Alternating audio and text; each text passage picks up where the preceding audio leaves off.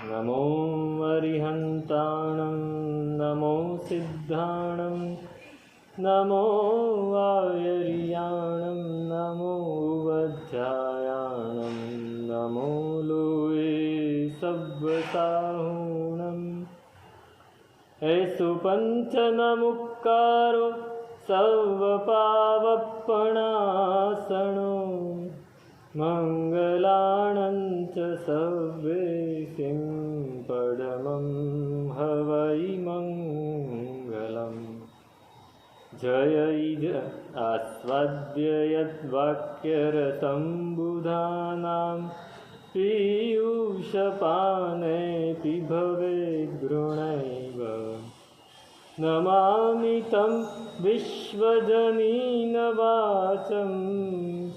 वाचं यमेन्द्रं जिनवर्धमानम् अचिन्त्यचिन्तामणिकल्पशाखिने विशुद्धसद्ब्रह्मसमाधिशालिने दयार्णवायार्थितदायिने सतां नमो नमः श्रीगुरुने सूरये नमो नमः श्रीगुरुने सूरये नमो नमः श्रीगुरुने सूरये।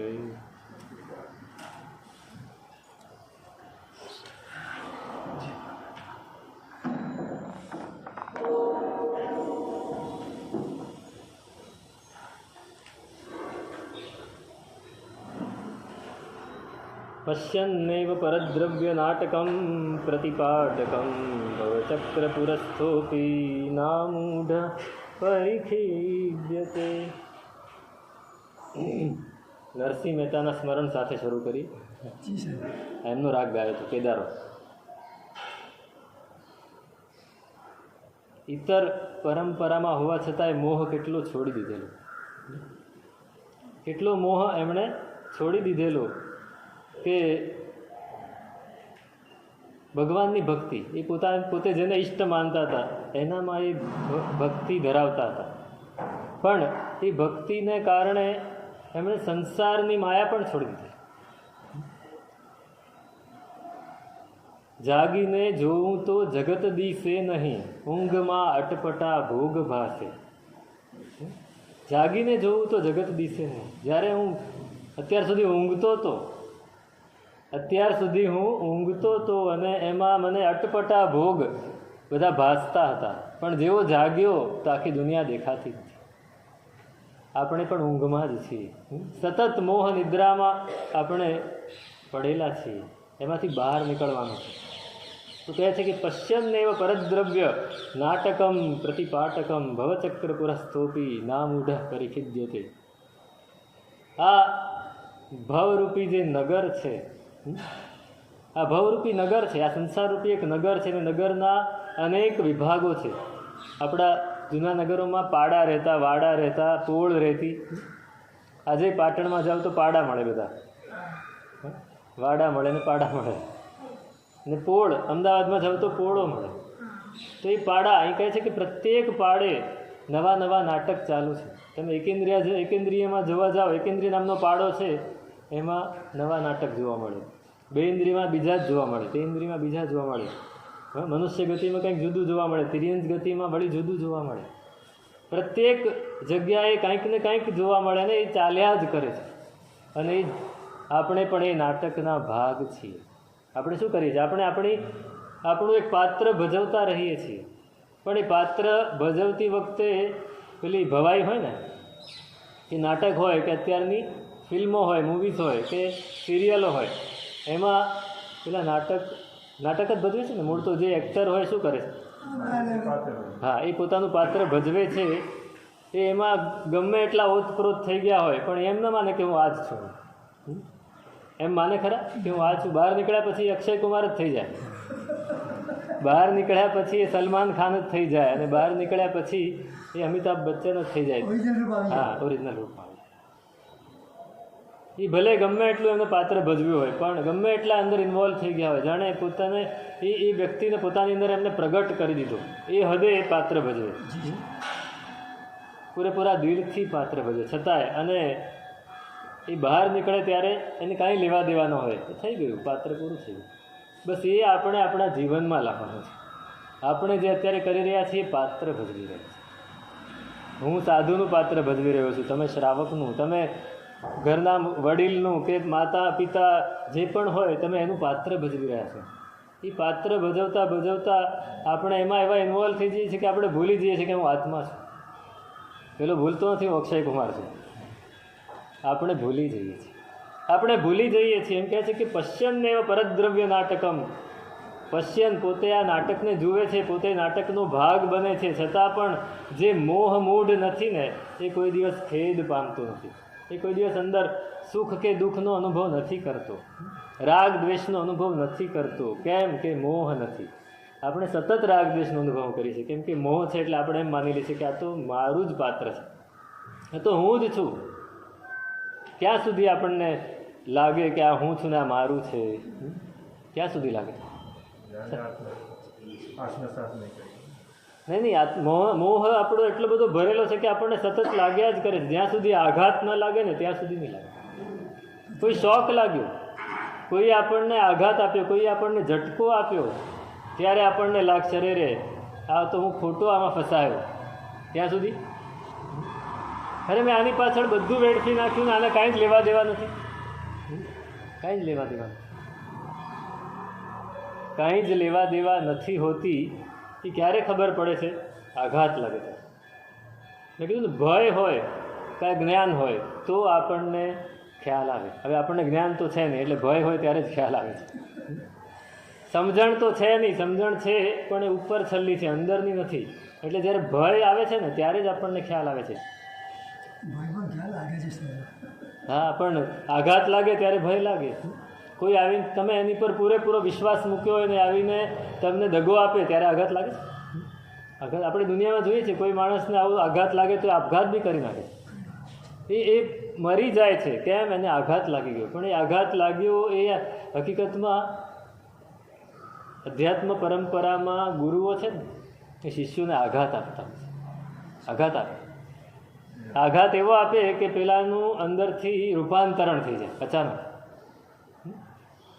ગુરુ લાકડી મારીને પણ આઘાત આપે અને ગુરુ કડવા શબ્દ બોલીને પણ આઘાત આપે. પેલો કાંઈ સારામાં સારું કાર્ય કરતો હોય, સારામાં સારી સેવા કરતો હોય, સારામાં સારું ભણતો હોય, છતાંય ગુરુ એને એટલો કડક શબ્દમાં એને વખોડી નાખે કે પેલાને આઘાત લાગી જાય. કે મેં કાંઈ નથી કર્યું ને કેમ મને આ? અને એ આઘાત લાગે ને ત્યારે માણસ, મૂળ આઘાત લાગે ત્યારે એ જાગૃત થઈ જાય, ત્યારે સાવધાન થઈ જાય કે આ કેમ. અને કેમ એમ કરતાં જો એને મગજમાં એ બેસી ગયું કે આ તો ગુરુએ આઘાત આપવા માટે કર્યું છે ને એ મારે એ અવસરને પકડી લેવાનો છે, તો હા, ખોટો પણ લઈ શકે. જો એનામાં વિનય સાચો ન હોય, વિવેક સાચો ન હોય તો ખોટો નિર્ણય લઈને ગુરુથી છૂટો પણ થઈ જાય. અત્યારે એવું જ બને છે, મોટા ભાગે એવું જ બનતું હોય છે કે કડવા વચનો, પેલા એના કડવા પ્રવચન હતા તરુણ સાગરના, એમ ગુરુના કડવા વચનો સહન નથી થતા. પણ ગુરુ આ નૈમિશ્વરી મહારાજ હતા ને, તો એમના 8 શિષ્યો આચાર્ય, કેટલા? 8 પોતાના શિષ્યો એમણે આચાર્ય બનાવ્યા. પછી કોઈને આચાર્ય બનાવ્યા નહીં. પોતાના જીવનમાં એમણે ભગવતી સૂત્રના જોગ ફક્ત 8 કે 10 જ જણાને કરાવ્યા, 10 કે 12 જણાને બસ. એ સિવાય એમાંથી 8ને આચાર્ય પદ આપ્યું, બાકી કોઈને આપ્યું નહીં. પણ એ 8 આચાર્ય હતા, આચાર્ય બની ગયા હતા અને પાટો ગજવતા હતા, એટલા શાસન પ્રભાવના એવા કાર્યો કરતા હતા. પણ જ્યારે વખત આવે, અવસર આવે ત્યારે એમને આચાર્યને પણ વખોડી નાખે, જાહેરમાં એને ખખડાવી નાખે. આટલી ખબર નથી પડતી. તમે ભણાવવા બેસે ને તો પાસે દંડાસનની લાકડી હોય જાડી, અને અમારા જે ઘડાના દોરા હોય ને, હવે એ જમાનાના મોટા લોટ, ત્યારે ઘડા તો હતા નહીં, એ લોટના જાડા દોરા હોય, એ દોરા રાખે. એક પ્રશ્ન પૂછે, ના આવડે તો પડે. અને એ શિષ્યો એ 8 આચાર્યો જ્યારે વ્યાખ્યાન કરે ને ત્યારે કહે કે અમારા ગુરુએ અમને આ રીતે ભણાવે ને, આ રીતે માર્યા છે, ત્યારે અમે તમારી સામે બોલવા માટે સમર્થ થયા છીએ. નહીં તો અમને ક્યાં બોલતા આવડતું. આઘાતો આપ્યા એટલે કેવા તૈયાર થયા, કેવી એ પર્સનાલિટી, એની આપણે વાત કરીશું. પણ મૂળ વસ્તુ છે કે આઘાત લાગવું જોઈએ. આપણને આઘાત લાગતો નથી. સંસારમાં આઘાત લાગે છે ખરું? નથી લાગતો. આપણે પ્રૂફ થઈ ગયા છીએ, શોક પ્રૂફ. શોક પ્રૂફ અત્યારે વસ્તુઓ તો આવે છે, માણસ પણ શોક પ્રૂફ થઈ ગયા છે. થયા કરે રોજ રોજ જે વસ્તુ થાય ને, મેં ગઈકાલે કે પરમ દિવસે જ કહેલું કે રોજ આપણે યાત્રા કરતા થઈ ગયા તો યાત્રાનો પણ આપણને આનંદ નથી, અને રોજ આપણે સમાચાર સાંભળતા થઈ ગયા એટલે આપણને આઘાત નથી. હા, અને એનું કારણ છે, પહેલાં શું હતું કે જે વસ્તુ હતી પોતાના ગામ પૂરતી સીમિત હતી, પોતાના સમાજ પૂરતી સીમિત હતી, પોતાની નાત પૂરતી સીમિત હતી. બહારના સમાચાર ક્યારે મળે? દિવસો જાય પછી. તમારું કોઈક સગામાંથી હોય અને એનો દીકરો અમેરિકા ભણતો હોય, બે મિત્રો અમેરિકા ગયા હોય, હવે અત્યારે આ મોબાઈલ આવી ગયા, એસટીડી ફોન એ નહોતા જ્યારે ટ્રંક કોલ હતા, અને એ દીકરો ત્યાં ભણતો હોય અને એને કંઈક થઈ ગયું તો અહીંયા સમાચાર મહિને, 2 મહિને, વર્ષે મળે. કદાચ વર્ષ સુધી તો એમ જ હોય કે મારો દીકરો જીવે છે, અને વર્ષ પછી એને ખબર પડે કે મારો દીકરો જતો છે. અને આજે તો આપણને ઘડીએ ઘડીએ દર મિનિટે સમાચાર મળે છે, ક્યાં શું થઈ રહ્યું છે. હવે દરેક સમાચાર મળ્યા કરે એટલે પછી માણસનું મન આળું ના રહે, સંવેદના ખતમ થઈ કોઠે પડી જાય બધું જ. અરે આ તો થયા જ કરે છે એટલે માણસ વૈરાગ્યવાન થઈ જાય, એમ જોઈએ ને આમ જોઈએ તો નિષ્ઠુર થઈ જાય, કઠોર થઈ જાય, નિષ્ઠુર થઈ જાય, એને કાંઈ જ લેવા દેવાનું. એ થયા કરે, દુનિયામાં બધું ચાલ્યા જ કરે. પણ એ વસ્તુ જ્યારે પોતાની ઉપર આવે ત્યારે એને આઘાત લાગે છે. બહાર ગમે એટલું ચાલતું ત્યારે આઘાત નથી લાગતો, પોતાની ઉપર. એટલે કહે છે કે પ્રત્યેક, પણ એ તો આખરે નાટક છે. શું છે? નાટક છે. એ નાટક છે. એ નાટકને નાટકની રીતે જો આપણે સમજી જઈએ તો આપણને ખેદ ના થાય. કહે છે સ્વત્વેન સ્વમ પરમપિ પરત્વેન જાનન સમસ્તાન્ય દ્રવ્યેભ્યો વિરમણમિતશ્ચિન્મયત્વં પ્રપન્ના સ્વાત્મન્યેવાભિરતિમુપયન સ્વાત્મશીલી સ્વદર્શિત્યેવં કર્તા કથમપી ભવેત કર્મણો નૈષ જીવ. જેણે જાણી લીધું કે મારો આત્મા એ મારો જ છે, મારા પર્યાયો મારા છે, બીજા કોઈ પર્યાયો મારા નથી, સ્વદ્રવ્ય મારું છે, પરદ્રવ્ય મારું નથી, અને બીજા દ્રવ્યોથી પોતે અટકી ગયો છે. આ બહાર જે જોઈ રહ્યો છે, જે નાટકો છે, એ બધાય પરદ્રવ્યના છે. એ જ્યારે એના મગજમાં બેસી ગયું છે ને, એને અંદરથી અનુભવ થઈ જાય છે, ત્યારે શું થાય છે તો કે એને પોતાની અંદર જ આનંદ આવે છે. આત્મામાં જ એ રમે છે. આત્મારામ. આત્મારામ એટલે શું? પોતાના આત્મામાં જે રમે. નિજ ગુણ રમે રામ સો કહીએ, રામ કહો રહેમાન કહો, ઓ કાન કહો મહાદેવ રે, પારસનાથ કહો કહું બ્રહ્મા, સકલ બ્રહ્મ હૈ સ્વયમેવ રે. કોણ કે છે? આ આનંદ કરે છે. બીજા કોઈની હિંમત નથી હવે બોલવાની. તમે રામ કહો કે રહેમાન કહો. રામ એટલે શું? પોતાના આત્મામાં જે રમે એ રામ. તો પાર્શ્વનાથ પોતાના આત્મામાં નહોતા રમતા, એ પણ રામ જ છે. અને રહેમાન એટલે શું? તો કે બીજા ઉપર રહેમ કરે, દયા કરે, એ રહેમાન. આ તો પોતાના આત્મામાં જે રમણ કરતો, સ્વાત્મશીલી, પોતાના આત્માના સ્વભાવમાં જે હંમેશા સ્થિર થયેલો હોય, પોતાની જાતને જ જોતો હોય, બીજા કોઈને ન જોતો. સ્વાર્થી થઈ જવાનું છે પૂરેપૂરા. આત્મા આત્માના સંબંધમાં.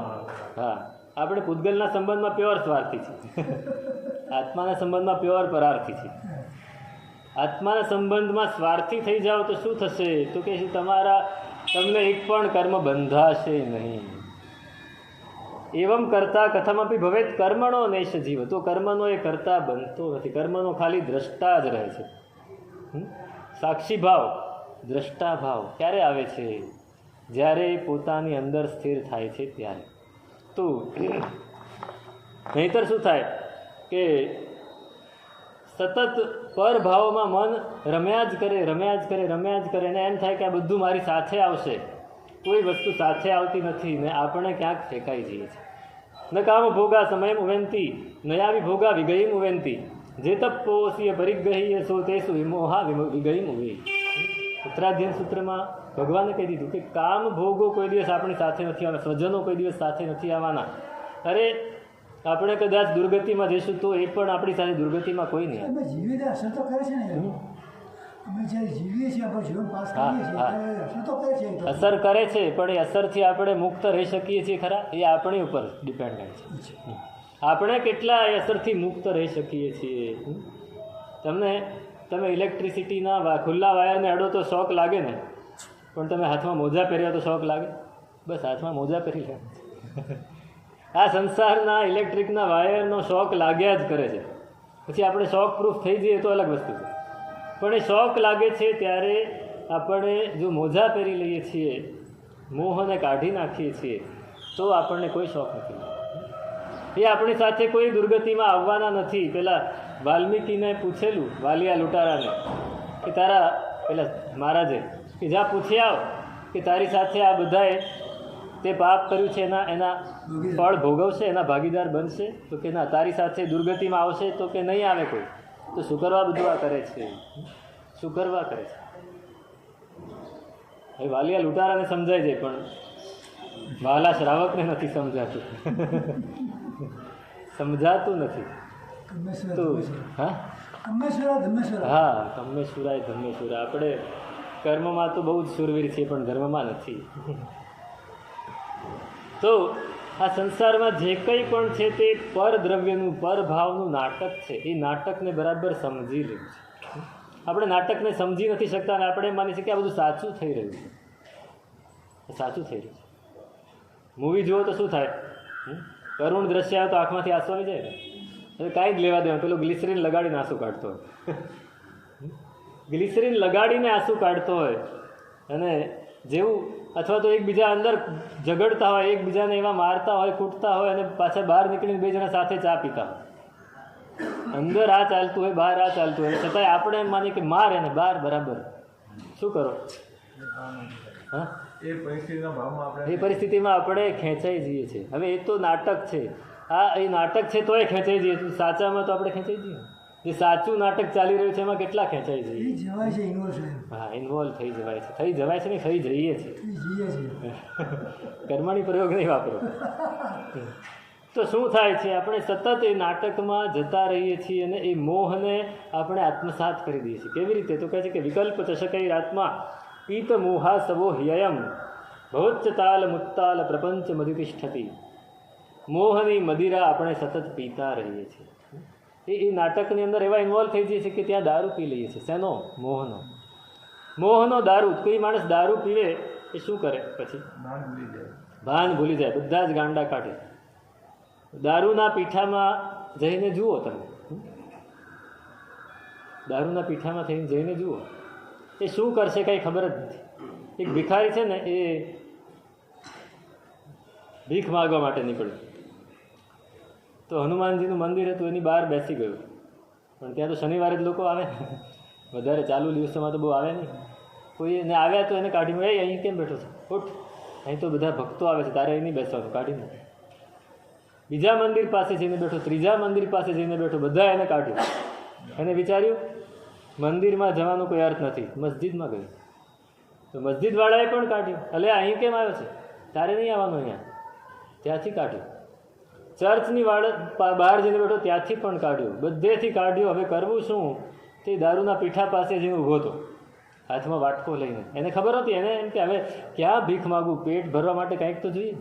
એમાં એક માણસ અંદરથી નીકળ્યો, બરાબર ચડાવેલો હતો.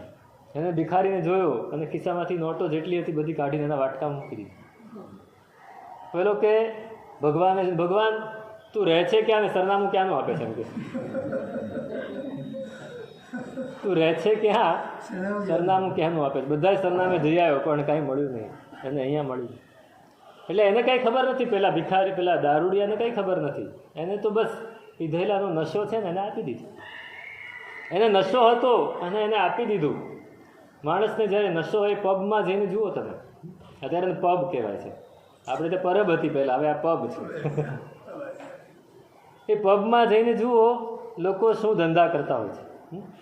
એકવાર એક પ્યાલો પીવે, બીજો પ્યાલો પીવે અને પછી જે ચડે એટલે નાટકો કરે અલગ અલગ જાતના. હા, નાચે ગાય કૂદે અને પછી ત્યાંના માણસો ઉપાડીને બહાર ફેંકી દે. ત્યાં બાઉન્સર રાખ્યા હોય, કોઈ ધમાલ કરતું હોય તો શું કરે, બહાર ઉપાડીને ફેંકી દે. એને ત્યાં અંદર બેસવા ના દે, બીજા બધાને હેરાન કરતો હોય તો બેસવા ના દે. તો છતાં એ ધમાલ કરે, પછી જેને ગટરમાં પડે તો એને કંઈ ખબર ન હોય, એને કંઈ જ ખબર ન હોય. સવારે ભાનમાં આવે એટલે પાછો ઘરે પહોંચી જાય. કાં એના ઘરવાળાને ગોતવા નીકળે તો એને લઈ જાય. શું થાય? ઘરવાળા ગોતવા નીકળે, નીકળવું પડે. પણ એ દારૂના નશામાં એ આ બધા જ કામો કરે, છતાં એને કંઈ જ ખબર ન હોય. એમ આપણે પણ મોહનો દારૂ પીએ છીએ. શેનાથી પીએ છીએ? તો કહે છે કે વિકલ્પ ચષકઈ, વિકલ્પોના જે પ્યાલા છે, વિકલ્પના પ્યાલા ભરી ભરીને આપણે મોહના દારૂ પીધા જ રાખીએ છીએ. વિકલ્પો આપણને આવ્યા કરે છે ને. આપણે કોઈ પણ પરિસ્થિતિ જોઈએ એટલે આપણે કેટલા વિકલ્પો કરીએ. આ આમ કરે છે તો હું આમ કરીશ, એ આમ બોલશે તો હું આમ જવાબ આપીશ, એ આમ કરશે તો હું એની સામે આવું કરીશ. કેટલા બધા પ્લાનિંગ આપણે કરીને બધા કાર્યો કરતા હોઈએ છીએ. પ્લાનિંગ સતત કરતા હોઈએ છીએ. શું છે? મોહની મદિરા. પડશે એવા દેવાશે એવું થાય, પડશે એવા દેવાશે એવું થાય. પેલા શેઠ હતા ને, એના નોકરને બહાર ગામ એને મોકલે, ભાઈ આ રીતે તું ધંધો કરજે, એમ આ માલ લઈને વેચવા જવાનો છે, આ રીતે વેચજે, એમ બધી જ શિખામણો આપી દીધી. પછી શેઠે એને કીધું જા હવે તું. તે ઊભો થયો, દરવાજે પહોંચ્યો કે શેઠની શિખામણ ઝાંપા સુધી. શું થાય? બસ આપણે આ જ કરી છે બધી જ.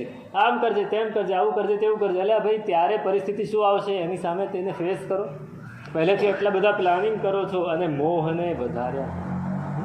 આપણે આપણી કલ્પનાઓથી જ લોકોમાં આરોપણ કરી દઈએ કે આ માણસ આવું જ કરે. પૂર્વગ્રહો આપણા મગજમાં એટલા બધા ભરેલા હોય કે આ માણસ આવ્યો છે ને એ તો આવું જ કરે, એટલે એની સાથે તો આવો જ વ્યવહાર હોય. કોઈકની સાથે સહેજ બોલવા ચાલવાનું થઈ ગયું તેનો એની સાથે આપણો વ્યવહાર કેવો હોય? આપણે તોડી નાખીએ. આપણે એની સાથે બોલવું, પેલો વિચારો સામેથી પગે પડતો આવે તોય આપણે હટ તારી સાથે હું બોલીશ, તું મને આવું સંભળાવી જાય. આપણે એને સહન કેમ ન કરી શકીએ? આપણે એને સ્વીકાર કેમ ન કરી શકીએ? એ પર્યાય એવો હતો ત્યારે બોલી ગયો, પતી ગયું. હવે શું લેવા દેવા? હવે શું લેવા દેવા? હવે આપણને કાંઈ લેવા દેવા નથી હોતી. છતાંય આપણે આખી જિંદગી નાની ઉંમરમાં, મેં હમણાં જ વાંચ્યું હતું કે એક સસરાએ એના જમાઈને, એ જમાઈ એની દીકરીને સહેજ કડવા શબ્દ બોલતો તો સાચવતો નહોતો. તો સસરાને એ જમાઈ એકવાર રસ્તામાં કંઈક મળી ગયા હશે અને સસરાને આ વાતની ખબર પડી. સસરાએ જમાઈને કીધું મારી દીકરીને બરાબર સાચવજો તમે, મેં એને બહુ લાડ પ્યારમાં ઉછેરી છે, તમે ન સાચવો તો યોગ્ય નથી જણાતું. આવી રીતે એને થોડું કડક શબ્દમાં કહી દીધું. પેલાના મગજમાં એવું બેસી ગયું કે 30 વર્ષ સુધી સસરાને મોઢું જોવા તૈયાર, 30 વર્ષ. અને પોતાના ઘરમાં પોતાની પત્ની છે, એ બીજાની દીકરી છે, 30 વર્ષથી છે, એને કડવા શબ્દો આખી જિંદગી સંભળાવ્યા છે, એનો કંઈ વાંધો નહીં. અને સસરા એક શબ્દ સંભળાવે, આની સાસુએ એટલા શબ્દો સંભળાવેલા, એના સસરાએ એટલા શબ્દો સંભળાવેલા પેલી બાઈને, તો એમાં કંઈ વાંધો નહીં. અને પહેલાંને સસરા એકવાર કીધું તો 30 વર્ષ સુધી એનું મોઢું જોવા રાજી નહીં. સસરાને હાર્ટ એટેક આવ્યો તો એની દીકરી કે હું જઈ આવું. એને થયું કે જમાઈ મારા પતિ સાથે આવે તો સારું. એને પતિને વિનંતી કરી કે તમે આવો. હવે એને હાર્ટ એટેક આવ્યો છે, હવે આટલું બધું મગજમાં રખાય નહીં. તો કે ભાઈ તને કહી દીધું છે ને, એ વાત મને કોઈ દિવસ કરવાની જ નહીં. જમાઈ હંમેશા સસરા સાથે આવો જ વ્યવહાર કરતા એવું લાગે છે મને. પણ પોતે જ્યારે સસરો બને ત્યારે એને ખબર પડે. હા, જામાતા દસમો ગ્રહ.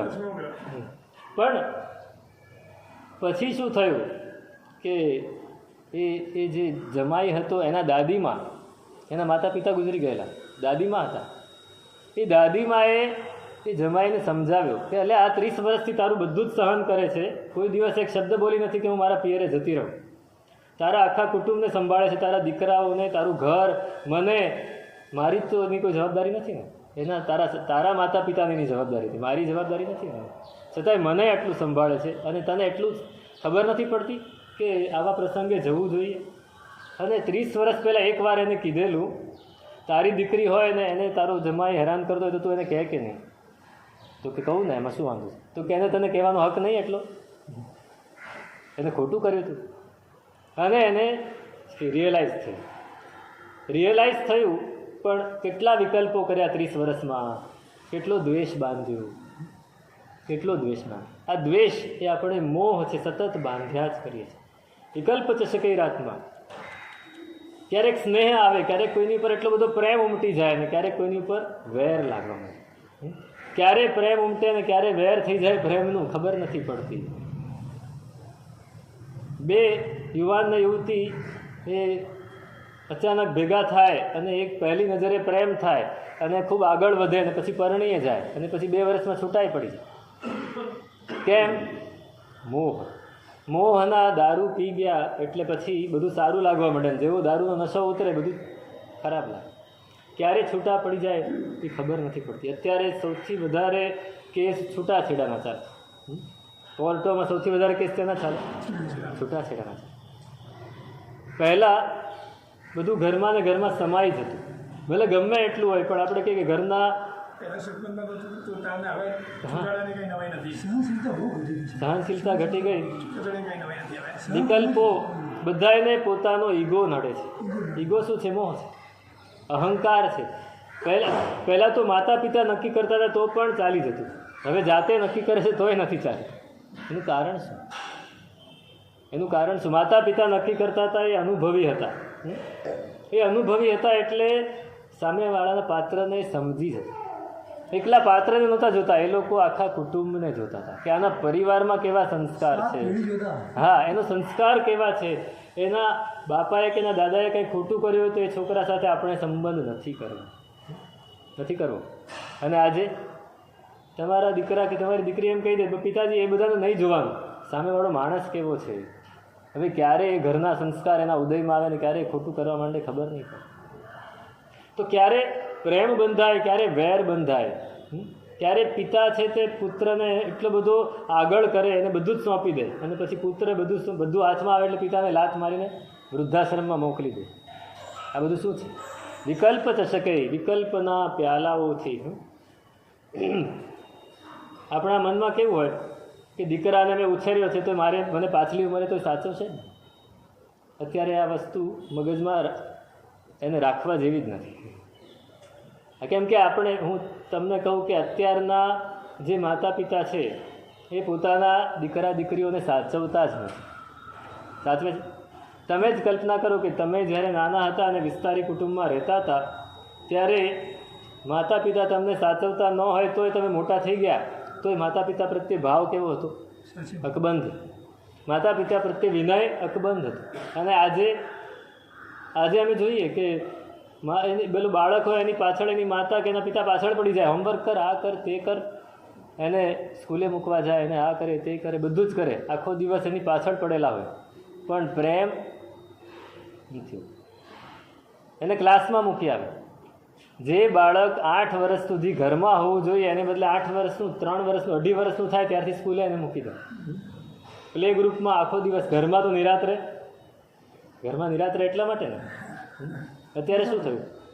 બાળક ઘરમાં તોફાન કરવું ના જોઈએ. તોફાન કરે તો શું? હાથમાં મોબાઈલ પકડાવી દો, હાથમાં ચોકલેટ પકડાવી દો, એને ટીવી સામે બેસાડી દો. એટલે એને પ્રેમ મળવો જોઈએ, વાત્સલ્ય મળવું જોઈએ, હૂંફ મળવી જોઈએ, એ તો મળતી જ નથી. એ હૂંફ નથી મળતી. જ્યારે મોટો થઈને શું કરશે? તમને હૂંફ આપશે નહીં. અલગ થઈ જશે એ તો સવાલ જ નથી. અલગ થઈને પણ એને લાગણી નહીં રહે. અલગ થઈને લાગણી રહે તો અલગ વસ્તુ છે. તો આ બધું શું છે? મોહની જ કરામત છે. ભવોચ્ચતાલ મુત્તાલ પ્રપંચ મધિતિષ્ઠતી. ભવરૂપી જે આ મોટું દારૂનું પીઠું છે, આ સંસાર એ જ દારૂનું પીઠું છે. અને એમાં સતત દારૂ મળ્યા જ કરે છે ને લોકો પીધે જ રાખે. પીધા પછી નવી ચેષ્ટાઓ કરીએ જ રાખે છે.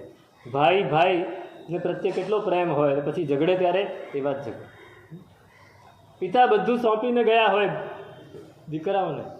પિતા બધું સોંપી દે. 4 દીકરા હોય, અત્યારે 4ની તો કલ્પના નથી કરવી. સમજો 2 હોય, 2ને બધું સોંપી દીધું. પછી ઓલા 2 નક્કી કરે કે એક દિવસ અહીંયા ને એક દિવસ ત્યાં રહે, 1 મહિનો અહીંયા ને બીજો મહિનો ત્યાં. હવે ઓલાને 1 મહિનાની કદાચ ક્યારેક અનુકૂળતા આવે તો બીજો ના પાડી દે. એનો વારો છે, હું તમને થોડો શેનો રાખું. હું શેનો રાખું? પછી શું થાય? પિતા કંટાળીને આખરે વૃદ્ધાશ્રમમાં જતો. અત્યારે આપણે ત્યાં વૃદ્ધાશ્રમ ધીમે ધીમે ધીમે વધી રહ્યા છે. સૌથી વધારે વૃદ્ધાશ્રમ ક્યાં છે ખબર છે? ગુજરાતમાં. ગુજરાતમાં સૌથી વધારે વૃદ્ધાશ્રમ ગુજરાતમાં છે. કારણ શું છે? હા, કારણ શું? કારણ આ જ એ તો આપણી સંસ્કૃતિ સંસ્કૃતિ સંસ્કાર ઘણા છે પણ વિકાર પણ ઘણા છે. સૌથી વધારે વૃદ્ધાશ્રમ બહારના લોકો, બહારના રાજ્યના, બહારના સ્ટેટના લોકો પણ ગુજરાતમાં આવીને રહે છે. વૃદ્ધાશ્રમ સૌથી વધારે ગુજરાતમાં. હવે ધીમે ધીમે આપણે પાશ્ચાત્ય કલ્ચર તરફ જઈ રહ્યા છીએ. America culture. ત્યાં શું છે? એ તો નાનપણથી પોતાના દીકરાને દીકરીને અલગ જ કરી દે. 16 વર્ષનો દીકરો કે દીકરી થાય એટલે એને કહી દે હવે તારે તારી રીતે તારું ફોડવાનું, હું તારું કાંઈ નહીં કરું. કમાઈ પણ એને હા બરાબર. હા. એટલે હવે આ મોટા થયા એટલે એકલા પડી જાય. માણસ એકલતાનો અનુભવ ક્યારે થાય? જ્યારે શક્તિ નથી હોતી ત્યારે. જ્યારે બધી જ એની શક્તિઓ હીન થઈ જાય, ક્ષીણ થઈ જાય, ત્યારે એને એકલતાનો અનુભવ થાય. ત્યારે શું કરે? તો ત્યાં કેર હોમ હોય, જેમાં ઓલ્ડ એજ કેર હોમ, વૃદ્ધાશ્રમ. ત્યાં સરકાર તરફથી માણસો રાખવામાં આવ્યા હોય એ એને સાચવે. સરકાર જ એને બધું પેન્શન ભથ્થું બધું એ જ આપે. એટલે ત્યાં એને બીજી કોઈ તકલીફ ન હોય, પણ હૂંફ ના મળે. પરિવારની જે હૂંફ મળવી જોઈએ, પરિવારજનોનો જે પ્રેમ મળવો જોઈએ એ નહીં મળે. એટલે શું થાય? બિચારા એમને એમ આર્ત ધ્યાનમાં મરે. હવે તો માણસોએ નથી મળતા, રોબોટ રાખે છે. રોબોટ રાખે. એ રોબોટ એને આખો દિવસ બધું જ, સવારે ચા પીવું હોય એને ખાલી આદેશ આપવાનો, ચા પીવી છે તો ચા લઈ આવે, કોફી પીવી છે તો કોફી લઈ આવે. એકદમ લાગણી શૂન્ય. શું થવાનું? આપણી જિંદગી આ જ. આપણે જો મોહમાંથી બચી શકીએ તો ઘણું જ સારું છે, પણ મોહથી ન બચી શકીએ તો લાગણી શૂન્ય તો ના જ થઈ. મોહથી ન બચીએ તો લાગણી શૂન્ય તો ના જ થઈ. આપણે આ હાલત થવાની. પછી આખરે હવે જાપાનની કંપનીઓ નવા આવા રોબોટો બનાવવા લાગી છે. અરે અમુક ઓલ્ડ એજ હોમમાં તો વાંદરા રાખે છે. મકાઉ વાંદરા આવે છે, મકાઉ જાતિના, આફ્રિકામાં થાય છે. એ વાંદરા એટલા બધા સમજદાર હોય કે એને એકવાર ટ્રેનિંગ આપીને એટલે પેલી વ્હીલચેર પણ ખેંચે વૃદ્ધની, એને કોફી બનાવી તો કોફી બનાવીને પણ આપે, એને નાહવું હોય તો નવડાવે પણ ખરું, એને કપડાં પણ પહેરાવવામાં મદદ કરે, અને એને પગ દુખતો હોય તો દબાવી પણ આપે. હવે વાંદરાઓ પણ મળે છે. એક વાંદરો 25 લાખ રૂપિયામાં વેચાય. અને લોકોએ આ રીતે પોતાના ઘરમાં કે આવા પોસાય તો પૈસાવાળાને પોસાય. પૈસાવાળા, મૂળ પૈસાનો સવાલ નથી. માણસ શું કરે છે? માણસને કામ નથી લાગતું. એ હાલત ત્યાં થઈ છે, એ અહીંયા પણ થવાની. કેમ કે મોહથી ભરેલા છે. મોહ વગર સ્વાર્થનું આપણે કંઈ પણ કરવા તૈયાર નથી. माँ कहे मेरा लाडला बेटा, पिता कहे मेरा सपूत, और बहन कहे मेरा भाई, मेरा भैया, लेकिन सबसे बड़ा रुपया. हाँ, रुपयो कमाઈને લાવતો હોય ભાઈ તો આવો ભાઈ, આવો ભાઈ માટે થાળી રાખી છે ને, એમ કે ભાઈ માટે ગરમ રોટલી ઉતારી દઈએ, એમ કે. માને પણ પ્રેમ હોય, પિતાને પણ પ્રેમ હોય, બહેનને પણ પ્રેમ હોય, પણ જો એ જ ભાઈને નોકરી છૂટી ગઈ ને બેકાર થઈ ગયો તો, જો વહેલો આવે તો લો હાલી નીકળ્યા, તમારી માટે બધું તૈયાર હશે જાણ, અને મોડો આવે તો ક્યાં સુધી રાહ જોઈએ તમારે? ખાવું હોય તો ખાઈ લો, નહીંતર કાંઈ નહીં, કાલથી રાહ જોવામાં નહીં આવે. મોહ એ ક્યાં આપણને પહોંચાડે છે? જે જ્ઞાની છે, જેનામાં સહેજ પણ સમજણ છે, એ શું કરશે? સાક્ષી ભાવ લાવશે. કે આ બધી જ ઘટનાઓ, આ બધી ઘટનાઓ કેવી છે? નહીં, કેવી છે? ક્ષણિક છે. પ્રત્યેક ઘટના એક ક્ષણિક હોય છે, ટકવાની છે. આજે જેની સાથે ઝઘડો થયો, એ ઝઘડો કાયમ ટકવાનો છે? નથી ટકવાનો. પેલા ગુરુ હતા ને, ગુરુ ભગવાન પાસે એક શિષ્ય આવ્યો કે સાહેબ મને કંઈક તમે ઉપાય આપો. તો કે શેનો ઉપાય? કે મને ગુસ્સો બહુ આવે છે, મને એટલો બધો ગુસ્સો આવે છે કે હું બધાની સાથે ઝઘડી બેસું છું. શિષ્ય ગુરુ પાસે જઈને વિનંતી કરે, સાહેબ મને કંઈક ઉપાય આપો ગુસ્સાથી બચવાનો, ગુસ્સો મારો સ્વભાવ થઈ ગયો છે. આપણે શું કહીએ, સાહેબ મારો સ્વભાવ જ એવો થઈ ગયો છે, મને વારે વારે ગુસ્સો આવે એમ. કે શિષ્ય ગુરુ પાસે જઈને કહી દીધું. ગુરુ ભગવાન કે એમ તારો સ્વભાવ થઈ ગયો છે, દેખાડ ક્યાં છે ગુસ્સો, ક્યાં છે ગુસ્સો, દેખાડ મને. તું કે એમ થોડી દેખાડે, તો આવે ત્યારે આવે. તો તું સ્વભાવ કે છે ને, સ્વભાવ તો હંમેશા હોય. સ્વભાવ ક્યારે હોય? હંમેશા હોય. જે વસ્તુ સ્વભાવ છે, પાણીનો સ્વભાવ છે ઠંડકનો. પાણીને તમે ગમે એટલું ઉકાળો 2 કલાકમાં ફરી જાય. અગ્નિનો સ્વભાવ છે ગરમીનો, અને ગમે એટલી આજુબાજુમાં એસીમાં રાખો તો અગ્નિ તો ગરમ જ રહેવો. એમ કે તારો સ્વભાવ જો ગુસ્સો હોય તો એ કાયમ હોવો જોઈએ. જો કાયમ નથી એનો મતલબ કે તારો સ્વભાવ નથી, ક્ષણિક છે. તું એના ક્ષણિકપણા ઉપર ધ્યાન આપ. જો આ ક્ષણવારમાં જતો રહેતો હોય તો એને આપણે કાયમ માટે પણ ટાળી શકીએ. જો ક્ષણવારમાં ગુસ્સો જતો રહેતો હોય, એમ આપણા જે સંબંધો છે, આપણો જે મોહ છે એ ક્ષણિક છે. કોઈની પર ગુસ્સો આવે, કોઈની પર આવેશ આવે તો ક્ષણિક છે. કોઈની પર પ્રેમ જાગ્યો તો પણ ક્ષણિક છે. જ્ઞાનીઓ તો ત્યાં સુધી કહે છે કે મને તમારી ઉપર પ્રેમ જાગ્યો, મને તમારી ઉપર નથી, મારા સ્વપ્નો ઉપર પ્રેમ છે, મારી ઈચ્છાઓ પર પ્રેમ છે. મારી ઈચ્છા તમે પૂરી કરો, મારી અપેક્ષાને પૂરી કરો તો મને તમારી પર પ્રેમ. તમે મારી અપેક્ષા પૂરી નથી કરતા તો મને તમારી પર પ્રેમ નથી. તમે એક જ વાર ખાલી ઘરમાં જઈને પરીક્ષા કરજો. ઘરવાળા એમ કહે કે આજે આટલા રૂપિયા જોઈએ છે, આ વસ્તુ લાવવાની છે, રૂપિયા નહીં મળે. 2-3 વાર એ કહેશે, તમે ના પાડી દેશો કડક થઈને. એકવાર પ્રયત્ન કરી જોજો, પછી શું થશે? હા, પ્રેમ જતો રહેશે. જે તમે જો રૂપિયા આપશો તો એ દિવસે રસોઈ બી બહુ સરસ થશે. આખા દિવસની બધી જ પરવરિશ બહુ સારી થશે. પણ જેવું તમે ના પાડશો, વાસણના અવાજ આવવા માંડશે. ના, પૈસો નહીં, અપેક્ષા. એમની અપેક્ષા છે કે તમે કાં તો પૈસાની વાત જાઓ, તમને એમ કે આજે આપણે અહીં જવું છે બહાર, તમે સાથે ચાલો, અને તમે ના પાડી દો, પતી ગયું. એ કહે છે ને તમે ના પાડી દો, તમે કહો છો ને એ ના પાડી દે, તો તરત જ તમે કાયમ આમ જ કરો છો, તમે કાયમ આમ જ કરો છો, તને કાંઈ ખબર પડતી નથી, તું આવી જ છે ને તું તેવો જ છે. આ ચાલુ થઈ જાય. આ મોહ છે. જ્યારે આપણે એ મોહને સમજી લઈએ છીએ, સમજી લેવાનું છે બસ. એને સાક્ષી ભાવથી ખબર પડી જાય આપણને કે આ મોહ છે, આમાં ફસાવા જેવું નથી, આ તો ક્ષણિક છે, આ ક્ષણિક છે. આપણને કોઈના પ્રત્યે ગુસ્સો આવ્યો, એ વિચાર, એ જો એ વિચાર સુધી જ રહેવા દઈએ ગુસ્સામાં, તો એ આપોઆપ ઉતરી જશે. થોડી વાર આપોઆપ ઉતરી જશે. પણ આપણે એને આચારમાં લઈ આવીએ.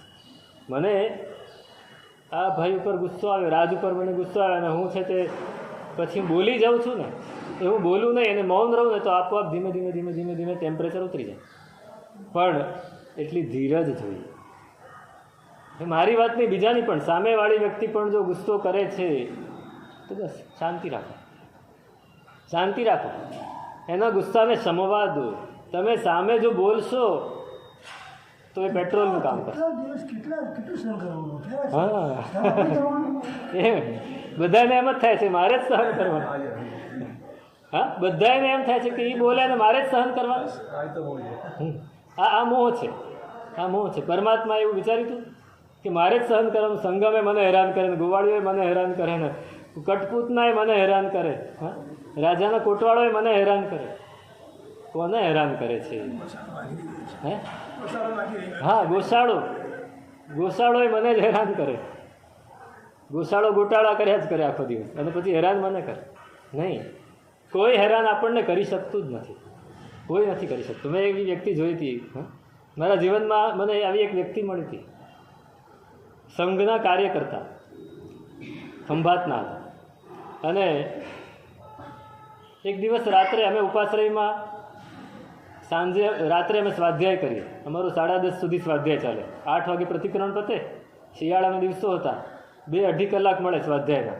એટલે બરાબર આમ ગુરુ મહારાજની નજર હોય કડક. એટલે બરાબર સ્વાધ્યાય કરીને થાક્યા પાક્યા અમે સંથાર્યા હોય. 10:30 અમે જેવા સંથાર્યા, 11:30 થયા, હજી તો કાચી ઊંઘ હતી ને ધમાલ બોલી ગઈ નીચે. રાડારાડ, દેકારા પડકાર. આપણા લોકો તો ચાલુ પડે એટલે પછી એટલી બધી ધમાલ બોલી ગઈ, ઊંઘ ઉડી ગઈ. અને હું તો જોવા ગયા છે શું. અવાજ બધા જાણીતા હતા, શ્રાવકોના જ હતા. તો આ છે શું? તો જોવા ગયો ને તો એક યુવાન 3-4 યુવાનો ભેગા થઈ ગયા હતા ને એ પેલા ભાઈ સંઘના કાર્ય કરતા એને કોઈક નિર્ણય લીધો હશે સંઘ માટે કે આપણે આવું કરશું કાલથી અને પેલા 4 જણા ઉકળ્યા હતા બરાબરના એટલે એની સાથે ઝઘડવા માંડે એટલે એને ગમે તેવું સંભળાવવા માંડે એમાં એક તો ઉછળીને એનું ફેંટ પકડે એને ગુસ્સો કરે ને આમ કરે કે તો આ ભાઈ કે ભાઈ શાંતિ રાખ, ગુસ્સો ન કર, થાકી જઈશ. તો એ ઓલો બોલ્યા જ કરે એટલે પેલા એને કહે કે ભાઈ ઓલાને પાણી લાવી આપ ને, આ થાક્યો છે થોડો. એક શબ્દ બોલે નહીં એ માણસ. કેમ ગુસ્સો કરે છે તું? સામે ઓલો મા બાપની સંભળાવે, 7 પેઢીની સંભળાવે, પણ આનું રૂવાડું નહીં ફરે. એનું કાળજું કેટલું ઠેકાણે હશે. અરે રહેવા દે ભાઈ, કેમ તું ગુસ્સો કરે છે? અરે કોઈક તો આને સમજાવો. કાકલુદી નહીં, હા, વિનંતી નહીં, એમ સ્વસ્થ અવાજથી, એકદમ ઠંડા અવાજથી એને ઠાર્યા કરે, પેલો આખરે થાકી ગયો કે આ માણસને એને એમ હતું કે આને ઊંચો કરું અને સામું બોલે એટલે પછી તૂટી પડવું. તો ઊંચો થાય જ નહીં. સહન કેટલું કરે માણસ? સહન કરવાનું જ નથી, એને ખાલી જોવાનું છે. જો આપણને જોતા આવડી જાય ને, કોઈ પણ પરિસ્થિતિને આપણને જો જોતા આવડી જાય તો આપણે એમાંથી સાંગો પાંગ બહાર નીકળી શકીએ છીએ. પણ એ જોતા આવડવું જોઈએ, એનું નામ છે સાક્ષી ભાવ. સાક્ષી ભાવ. નાની નાની વસ્તુથી શરૂ કરો. નાની નાની વસ્તુ આપણી પાસે બની રહી છે, એને જોતા શીખો. એને જોતા શીખો. તમે રસ્તામાં ચાલ્યા જાઓ છો ને ઠોકર વાગે છે, એને જોતા શીખો. અરે કોણ પથ્થર મૂકી જાય છે? આ નહીં, એવો વિકલ્પ નહીં કરો. જોતા શીખો. કોઈ રસ્તામાં આપણને સહેજ અથડાઈને જાય છે ને જોતા શીખો. નાની નાની વસ્તુને જોતા શીખશો તો મોટી વસ્તુને આરામથી ફેસ કરી શકશો. પછી ગુસ્સો નહીં આવે. એને મન કેવું છે, એને જેવી આદત પાડો એવું પડે. આપણે અનાદિકાળથી જે આદત પાડી છે એમાંથી બદલતા થોડો સમય લાગશે, પણ સમય લાગે પણ દેર હૈ દુરસ્ત હૈ. દેર હૈ લેકિન અંધેર નહીં. અંધેર નથી, થઈ જ જાય. મન આપણા કંટ્રોલમાં આવી જ જાય જો આપણે સાક્ષી ભાવ લાવીએ. આ મોહનો દારૂ એ આપણે હવે પીવાનો છોડી દેવો. બાધા લઈ લો કે દારૂ નથી પીવો. મોહનો દારૂ નથી પીવો. વિકલ્પના પ્યાલાઓ હવે ઉપાડવા નથી હાથમાં. અને આશ્રિતો હોય એને બી કંઈ કેવું નહીં. આપણો આશ્રિતો હોય એને પણ કંઈ ભૂલ થાય કેવું નહીં ક્યારે બી કહેવાય, પણ એમાં ડંખ ના હોવું જોઈએ. કહેવાય પણ એ ગુસ્સો તો એટલે સમજો કે જરૂર છે તો ત્યાં કડક થવું પડે, ગુસ્સે ન થવું પડે. કડક થવું અને ગુસ્સે થવું, એનો હિત સચવાતું હોય. એને ખરાબ નહીં લાગવું જોઈએ અને એને હિત પણ સચવાય. હા, એ પ્રશસ્ત ત્યાં કશાય નથી આવતો હકીકતમાં. હા, આપણે એને પ્રશસ્ત કશાય એવું નામ આપી દઈએ, પણ કડક થવું પડે. પણ જરૂર હોય ત્યાં આપણે તો વગર જરૂરે પણ કડક થઈ. અને કડક થવું પડે ક્યારે? આપણો જે આશ્રિત હોય એ 10 ભૂલ કરે ત્યાં સુધી તો એને માફ કરવાનો.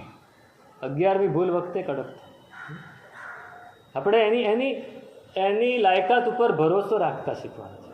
એને પોતાને અંદરથી ફીલ થવું જોઈએ કે આ મારી બધી ભૂલોને જતી કરે છે, તો મારી ભૂલ સુધારવી જોઈએ. અને તમે 10 વખત છોડીને 11મી વખત કહેશો ને તો એની અસર થશે. અને તમે 10 વાર કહેશો ને તો એની અસર નહીં થાય.